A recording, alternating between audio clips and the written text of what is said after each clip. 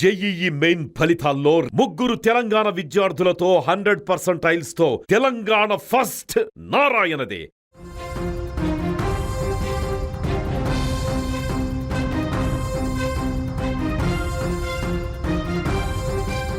ప్రస్తుతం విజయ్ పార్టీ ఆధిక్యంలో దూసుకుపోతుంది. విజయ్ సీఎంగా ఇక ప్రభుత్వాన్ని ఏర్పాటు చేయడమే ఇక ఆలస్యం అన్నట్టుగా ప్రస్తుతం తమిళనాడులో వెలువడుతున్నటువంటి ఫలితాలను చూస్తే చాలా స్పష్టంగా అర్థమవుతుంది. అయితే ఇప్పుడు విజయ్ సీఎం అయితే అంటే ఇప్పుడు స్పష్టంగా దాదాపు 106 నియోజకవర్గాల్లో విజయ్ ఆధిక్యత కొనసాగుతుంది. ఇప్పటికే కొన్ని నియోజకవర్గాల్లో కూడా ఆయన గెలుపొందినట్లుగా ఎలక్షన్ కమిషన్ ధృవీకరించింది. అయితే ఇప్పుడు విజయ్ మ్యాజిక్ ఫిగర్కి 118కి దగ్గరగా వచ్చినా కూడా ఒకవేళ అవసరమైనటువంటి సీట్ల సంఖ్య రాకపోయినా కూడా కొన్ని పార్టీల మద్దతుతో ఖచ్చితంగా విజయ్ ప్రభుత్వాన్ని ఏర్పాటు చేసి సీఎం కావడం అనేది 100% గ్యారంటీ అనేది మాత్రం చెప్పవచ్చు. అయితే ఇప్పుడు విజయ్ తన టీంని రెడీ చేసుకునేటువంటి పనిలో ఉన్నారు. అంటే విజయ్ మొదటి నుంచి కూడా తనతో పాటు పార్టీలో ముందు నుంచి ఉండి తనకు అండగా నిలిచినటువంటి నాయకులతో పాటు అలాగే జనంలో కూడా ఒక ప్రజాకర్షణ కలిగినటువంటి నాయకులుగా భారీ మెజార్టీతో గెలుపొందినటువంటి ఎమ్మెల్యేలను కూడా విజయ్ తన మంత్రివర్గంలోకి తీసుకోవడానికి సిద్ధపడుతున్నారు. అయితే ఇప్పుడు అందరి గురించి ఒకటే చర్చ, అందరిలోనూ ఒకటే డిస్కషన్ నడుస్తుంది. అది త్రిష గురించి. అంటే సినీ నటిగా ఉన్నటువంటి హీరోయిన్గా ఉన్నటువంటి త్రిష టీవీకే పార్టీలో జాయిన్ అవ్వబోతున్నారా? సో మొదటి నుంచి కూడా విజయ్ పార్టీ పెట్టిన నాటి నుంచి కూడా ఈ చర్చ పెద్ద ఎత్తున నడిచింది. సో ఇప్పటికే తమిళనాడు మీద రాజకీయాల మీద ఒక ఆసక్తిగా ఉన్నటువంటి పరిస్థితుల గురించి ఆమె అనేక సందర్భాల్లో వివరించారు. ఒక టీవీ ఇంటర్వ్యూల్లో కూడా గతంలో కూడా ఆమె తనకు రాజకీయాలంటే ఇంట్రెస్ట్, సో మీరు ఏమవ్వాలనుకుంటున్నారు భవిష్యత్తులో, మీరు ఏంటి మీ అచీవ్ ఏంటి అని అడిగితే కూడా ఆమె సందర్భంగా చెప్పిందో సరదాగా చెప్పిందో కానీ ఆ వీడియో అయితే మాత్రం బాగా ఇప్పుడు వైరల్ అవుతుంది. ఆ వీడియోలో ఆమె ఏమన్నారంటే నెక్స్ట్ నా టార్గెట్ సినిమాల తర్వాత సీఎం అవడమే అంటూ ఆమె చేసినటువంటి వ్యాఖ్యలు ఇప్పుడు మొత్తం సోషల్ మీడియాలో ఆ వ్యాఖ్యలు ఇప్పుడు ట్రెండ్ అవుతున్నాయి. అంటే నటి త్రిష ఖచ్చితంగా ఆమెకు రాజకీయాల మీద ఆసక్తి ఉంది. అలాగే ఆమె రాజకీయాల్లో కూడా పోటీ చేయాలి, ఒక కీలకమైనటువంటి పదవిని కూడా అధిరోహించాలి, ఆ పదవిలో కూడా కొనసాగాలనేటువంటి ఆకాంక్ష ఆమెకి ఎప్పటి నుంచో ఉంది, ఇప్పటి నుంచే కాదు. కాబట్టి ఖచ్చితంగా త్రిష రాజకీయాల్లోకి వస్తారు. రాజకీయాల్లో కూడా తనకు అత్యంత సన్నిహితంగా ఉండేటువంటి వ్యక్తి, తనకు బాగా దగ్గరగా ఉన్నటువంటి వ్యక్తి విజయ్కి సంబంధించినటువంటి పార్టీలో త్రిష చేరబోతున్నారు, ఎమ్మెల్యేగా పోటీ చేయబోతున్నారు అనేటువంటి ఒక పెద్ద ఎత్తున ప్రచారం కూడా నడిచింది. అయితే అప్పట్లో విజయ్కి సంబంధించి కూడా విజయ్ సతీమణికి విజయ్కి మధ్య విభేదాలు రావడంతో విజయ్ తన భార్యకు దూరంగా ఉంటూ త్రిషతో ఒక అఫైర్ కూడా కంటిన్యూ చేస్తున్నాడు అనేటువంటి ఒక ప్రచారం రావడం, నేరుగా అది విజయ్కి సంబంధించినటువంటి సతీమణి విషయాన్ని కూడా నేరుగా కోర్టు దృష్టికి తీసుకుపోవడం, విజయ్తో తనకు విడాకులను ఇప్పించాలి, వేరొక నటితో కూడా తను వివాహేతర సంబంధం కొనసాగిస్తున్నాడు అనేటువంటి మాటలను కూడా చెప్పడంతో అది విజయ్కు మైనస్గా మారుతుంది. విజయ్కు ఎన్నికల్లో అది బాగా వ్యతిరేకంగా మారి విజయ్ ఎన్నికల మీద ప్రభావం చూపేటువంటి అవకాశం ఉంది అనేటువంటి నేపథ్యంలోనే ప్రస్తుతానికి త్రిషని విజయ్ పార్టీకి దూరంగా ఉంచారు అనేటువంటి ఒక విశ్లేషణలు కూడా మనకు వినిపించాయి. కానీ విజయ్ మాత్రం ఎక్కడ కూడా ఇద్దరు కూడా చాలా అన్యోన్యంగా ఉంటున్నారు, దగ్గరగా ఉంటున్నారు.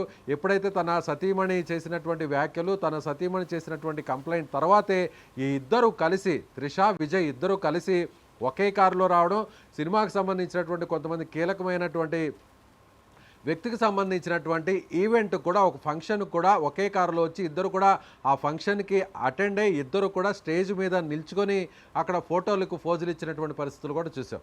ఆ తర్వాత ఇవాళ త్రిష నేరుగా కౌంటింగ్ రోజు, ఆమె పుట్టినరోజు కూడా కావడంతో త్రిష నేరుగా ఇవాళ తిరుమలకు వెళ్ళి తిరుమల దర్శనం చేసుకుని అక్కడ స్వామివారి దగ్గర ప్రత్యేక పూజలు నిర్వహించారు. ఆ పూజలు కూడా విజయ్ సీఎం కావాలి, విజయ్ పార్టీ అధికారంలోకి రావాలి అనేటువంటి ఉద్దేశంతోనే ఆమె నేరుగా ఈ మొక్కు కూడా చెల్లించినట్టుగా కూడా పెద్ద ఎత్తున వార్తలు కూడా వచ్చినటువంటి పరిస్థితి చూసాం. అయితే ఇప్పుడు త్రిష క్యాబినెట్లోకి రాబోతున్నారు అంటూ కూడా టీవీకే పార్టీకి సంబంధించినటువంటి అభిమానులు, విజయ్ ఫ్యాన్స్, త్రిష ఫ్యాన్స్ అంతా కూడా సోషల్ మీడియాలో ఇప్పుడు ప్రస్తుతం పోస్టులు పెడుతున్నారు. అది సాధ్యాసాధ్యాలు ఎంతవరకు ఉన్నాయి అనేటువంటి విషయాన్ని పక్కన పెడితే ఖచ్చితంగా త్రిష విజయ్ పార్టీలో చేరబోతున్నారు. త్వరలోనే టీవీకే పార్టీ తీర్థం పుచ్చుకోబోతున్నారు.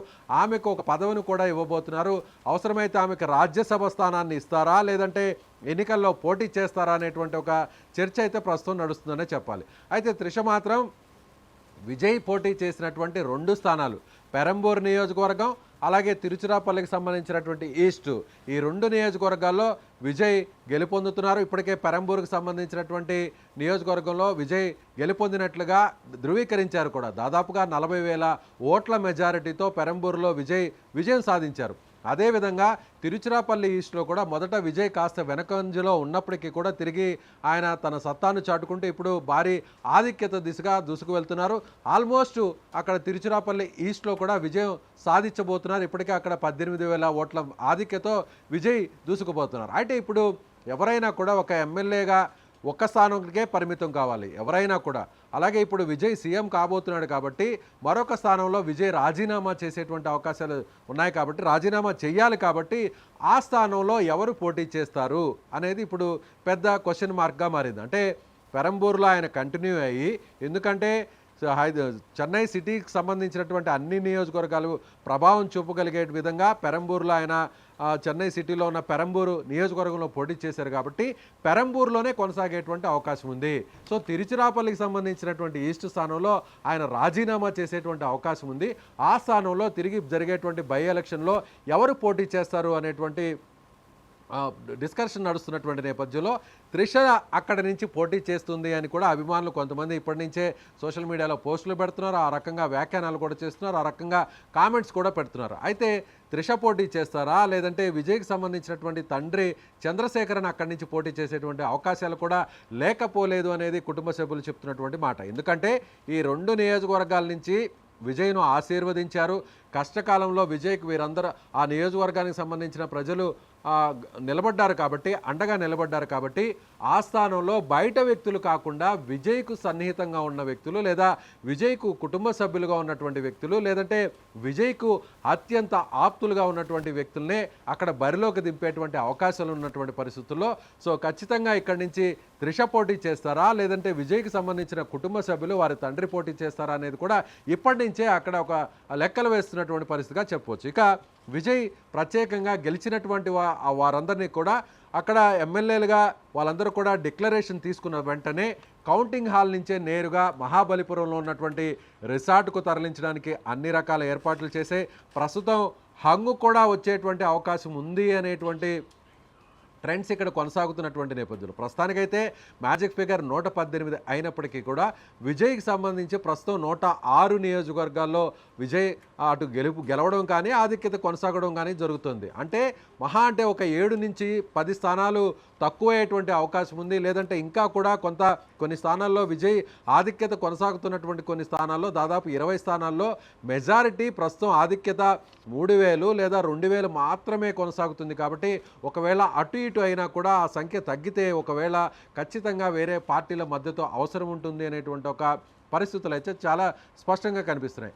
అదే జరిగితే అప్పుడు విజయ్ ఖచ్చితంగా వేరే పార్టీ మద్దతుతో ప్రభుత్వాన్ని ఏర్పాటు చేసేటువంటి అవకాశం ఉంది. ఏది ఏమైనా కూడా ఎన్ని స్థానాలు తగ్గినా కూడా, ఎన్ని స్థానాల్లో మెజారిటీ తగ్గినా కూడా, ఒకవేళ ఈ సంఖ్య ఇంకా తగ్గినా కూడా విజయ్ సీఎం కావడం అనేది 100%, దాంట్లో ఎలాంటి డొక్కా లేదు. అయితే విజయ్ సింగిల్గా ప్రభుత్వాన్ని ఏర్పాటు చేస్తాడా, లేదంటే వేరే పార్టీలను కలుపుకొని ప్రభుత్వాన్ని ఏర్పాటు చేస్తాడా అనేది చూడాలి. ఇప్పటికే కాంగ్రెస్ నుంచి కూడా ఒక ఆఫర్ రావడం జరిగింది, వామపక్ష పార్టీల నుంచి కూడా ఒక ఆఫర్ రావడం జరిగింది. అలాగే ఎన్డీఏ కూటమిలో ఉన్నటువంటి పీఎంకే పార్టీకి సంబంధించినటువంటి రామదాస్కి సంబంధించి కూడా ఆ పార్టీ నుంచి కూడా ఒక ఆఫర్ రావడం జరిగింది. ఇప్పటికే ఎవరైతే డిఎంకే పార్టీలో కూటమిగా ఉండి డిఎంకేతో కలిసి పోటీ చేసినటువంటి కాంగ్రెస్ కావచ్చు, వామపక్షాలు కావచ్చు, కాంగ్రెస్ పార్టీ ఒక 5 స్థానాల్లో గెలుపొందే అవకాశం ఉంది, వామపక్ష పార్టీలు కూడా ఒక 4 స్థానాల్లో గెలుపొందే అవకాశం ఉంది. ఈ 2 పార్టీలని కలుపుకుంటారా, లేదంటే అన్నా డిఎంకే కూటమిలో ఉన్నటువంటి అన్నా డిఎంకే బీజేపీ కూటమిలో ఉన్నటువంటి పీఎంకే రామదాస్ పార్టీ కూడా ఒక 6 స్థానాలు గెలిచే అవకాశం ఉంది. కాబట్టి సో వాళ్ళను కూడా కలుపుకునేటువంటి అవకాశం ఉందా? ఇక్కడ డిఎంకే అయితే మాత్రం ఖచ్చితంగా కలిసే అవకాశం లేదు. విజయ్ డిఎంకే ఎట్టి పరిస్థితుల్లో కలిసే అవకాశాలు అసలు లేవు. సో ఇక అన్నా డిఎంకే ఒకవేళ బీజేపీకి దూరంగా ఉండి ఎన్డీఏ కూటమిల నుంచి అన్నా డిఎంకే బయటకు వచ్చి అప్పుడు ఒకవేళ అన్నా డిఎంకే మద్దతు ఖచ్చితంగా కావాలి, ఒక 20-25 సీట్ల అవసరం ఉంది అంటే మాత్రం అప్పుడు అన్నా డిఎంకేతో కూడా కలిసేటువంటి అవకాశాలు ఉన్నాయి. కానీ ఇప్పటి వరకు అయితే మాత్రం విజయ్ చాలా క్లారిటీ ఇచ్చేశారు, ఎన్డీఏతో కలిసే పరిస్థితి లేదు అనేటువంటి విషయాన్ని ఆయన క్లారిటీ ఇచ్చారు. సో కాంగ్రెస్ పార్టీ టచ్లోకి వచ్చింది, అలాగే పీఎంకే పార్టీ కూడా టచ్లోకి వచ్చినటువంటి విషయం చాలా స్పష్టంగా కనిపిస్తుంది. ఇక విజయ్ టీంలో ఎవరు ఉండబోతున్నారు, క్యాబినెట్ లిస్ట్లో ఎవరు ఉండబోతున్నారు అనేది ఇప్పుడున్నటువంటి ఒక లిస్ట్ను ఒకసారి మనం పరిశీలించినట్లయితే బస్సీ ఎన్ ఆనంద్ అనేటువంటి వ్యక్తి మొదటి నుంచి కూడా టీవీకే పార్టీలో కీలకంగా ఉన్నారు. టీవీకే పార్టీకి సంబంధించిన జనరల్ సెక్రటరీగా కూడా ఈయన ఉన్నారు. విజయ్కి అత్యంత సన్నిహితుడుగా ఈయన ఉన్నారు. ఈయన పార్టీలో కీలకమైన స్థానంలో ఉన్నటువంటి ఆనంద్ ప్రస్తుతం టీ నగర్ నుంచి ఈయన పోటీ చేసి దాదాపుగా గెలుపొందినటువంటి పరిస్థితి. సో ఈయన క్యాబినెట్లో, విజయ్ క్యాబినెట్లో ఉండేటువంటి అవకాశం ఉంది. ఇక ఆదవ్ అర్జున అనేటువంటి వ్యక్తి విల్లివాక్కం నియోజకవర్గం నుంచి ఈయన పోటీ చేశారు. సో అర్జున అనేటువంటి వ్యక్తి ఎన్నికల వ్యూహకర్తగా, ముఖ్యంగా టీవీకే పార్టీ ఎలక్షన్స్లో ఈ స్థాయిలో రాణించడానికి ప్రధానమైనటువంటి వ్యక్తిగా ఉన్న పరిస్థితి ఆదవ్ అర్జున కూడా విజయ్ క్యాబినెట్ టీంలో ఉండేటువంటి అవకాశం ఉంది. అదేవిధంగా విజయ్కి సంబంధించినటువంటి ప్రచార బాధ్యతలన్నీ కూడా ఈయనే దగ్గరుండి చూసుకున్నారు. కాబట్టి ఈయనకు కూడా క్యాబినెట్లో ఒక కీలకమైనటువంటి బెర్త్ అయితే మాత్రం కన్ఫర్మ్ అయిందనే చెప్పాలి. ఇక మరొక కీలకమైనటువంటి నాయకుడు పార్టీకి సంబంధించినటువంటి సిద్ధాంతకర్త, అసలు పార్టీ పునాదులు కానీ పార్టీకి సంబంధించినటువంటి సిద్ధాంతాలన్నింటినీ కూడా రూపకల్పన చేయడం కానీ మేనిఫెస్టోని డిజైన్ చేయడంలో కానీ కీలకంగా వ్యవహరించినటువంటి కేజీ అరుణ్ రాజ్ కూడా విజయ్ క్యాబినెట్లో ఉండేటువంటి అవకాశం ఉంది. ఇతను తిరుచంద్ గోడు అనేటువంటి నియోజకవర్గం నుండి పోటీ చేసి ఇతను కూడా గెలుపొందడానికి స్పష్టమైనటువంటి మెజారిటీ వైపు దూసుకు వెళ్తున్నారనే చెప్పాలి. ఇక కుమరంపాయాడు అనేటువంటి నియోజకవర్గం నుంచి మహిళా కోటాలో విజయలక్ష్మి అనేటువంటి నాయకురాలు, ఈమె కూడా గెలుపొందింది. సో ఈమెను కూడా విజయ్ తన క్యాబినెట్లోకి తీసుకునేటువంటి అవకాశాలు కనిపిస్తున్నాయి. ఇక మైలాపూర్ నియోజకవర్గం నుంచి వెంకట రామనన్ అనేటువంటి ఎమ్మెల్యే కూడా, సో ఈయన పార్టీకి సంబంధించినటువంటి కోశాధికారిగా ఉన్నారు.